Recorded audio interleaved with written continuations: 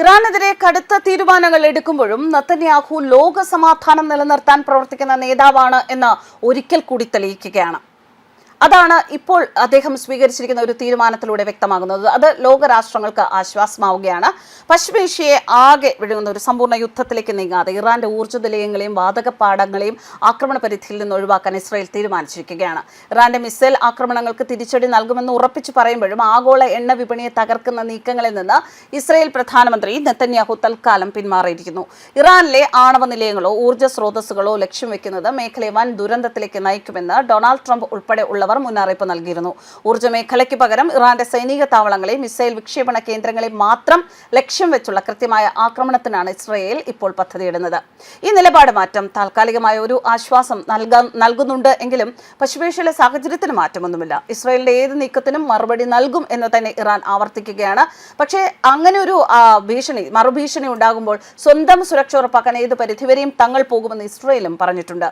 ലോകത്തെ ഇന്ധനവില കുതിച്ചുയരുന്നത് തടയാനും ആഗോള സമ്പദ് വ്യവസ്ഥയെ സംരക്ഷിക്കാനും ഈ തീരുമാനം അനിവാര്യമാണ് എന്ന് തന്നെയാണ് അന്താരാഷ്ട്ര നിരീക്ഷകർ വിലയിരുത്തുന്നത്. അതേസമയം ഇറാനുമായുള്ള സംഘർഷത്തിലേക്ക് യുഎസിനെ ഇസ്രായേൽ കൊണ്ടുവന്നു എന്നാണ് ആരോപണങ്ങൾ. ഈ ആരോപണങ്ങൾ നിഷേധിച്ചിരിക്കുകയാണ് നെതന്യാഹു. ട്രംപിനോട് ആർക്കെങ്കിലും എന്ത് ചെയ്യണമെന്ന് പറയാൻ സാധിക്കുമോ എന്ന് നെതന്യാഹുവിന്റെ ചോദ്യം. ഇറാൻ സംഘർഷം ജനങ്ങൾ കരുതുന്നതിലും വേഗം അവസാനിക്കുമെന്നും നെതന്യാഹുവിന്റെ ഉറപ്പ്. ഹോർമൂസ് അടയ്ക്കാനുള്ള ഇറാന്റെ ഏതൊരു ശ്രമവും പരാജയപ്പെടുമെന്നും നെതന്യാഹു വ്യക്തമാക്കി. ഹോർമൂസ് അടയ്ക്കുമെന്ന് പറഞ്ഞ് ഇറാൻ ലോകത്തെ ബ്ലാക്ക്മെയിൽ ചെയ്യുന്നത് വിലപ്പോകില്ല എന്നും നെതന്യാഹു വാർത്താ സമ്മേളനത്തിൽ അറിയിച്ചു. ഇറാനെതിരായ യുദ്ധത്തിന്റെ ലക്ഷ്യം ആണവ ബാലിസ്റ്റിക് മിസൈൽ ഭീഷണികളെ ഇല്ലാതാക്കുക എന്നതും ഇറാനിയൻ ജനതയ്ക്ക് സ്വന്തം വിധി നിയന്ത്രിക്കാനുള്ള സ്വാതന്ത്ര്യം നേടാനുള്ള സാഹചര്യം ഒരുക്കുന്നതുമാണ് എന്ന് നെതന്യാഹു വ്യക്തമാക്കി. ഇറാൻ വീഴ്ചയിലേക്കാണ്, അതിന്റെ നിരവധി ലക്ഷണങ്ങൾ കാണാൻ സാധിക്കുന്നുണ്ട് എന്നാണ് നെതന്യാഹു അഭിപ്രായപ്പെട്ടത്. അതേസമയം ഇസ്രായേലിലെ റിഫൈനറിക്ക് നേരെ ആക്രമണം നടത്തിയിരിക്കുകയാണ് ഇറാൻ. ഇസ്രായേലിലെ ഹഫിയ റിഫൈനറിക്ക് നേരെയാണ് ബോംബാക്രമണം ഉണ്ടായത്.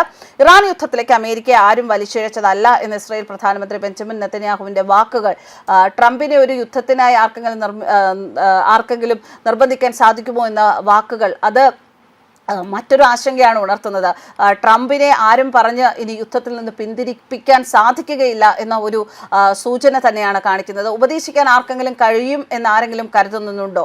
അമേരിക്കയ്ക്ക് ഗുണകരമാകും എന്ന് ട്രംപിന് തോന്നുന്ന കാര്യങ്ങൾ മാത്രമേ അദ്ദേഹം ചെയ്യുന്നുള്ളൂ. ഇറാന്റെ എണ്ണവാതക പാടങ്ങൾക്ക് നേരെ ആക്രമണം നടത്തിയത് ഇസ്രായേൽ തനിച്ചാണ് എന്നും നെതന്യാഹു പറയുന്നു.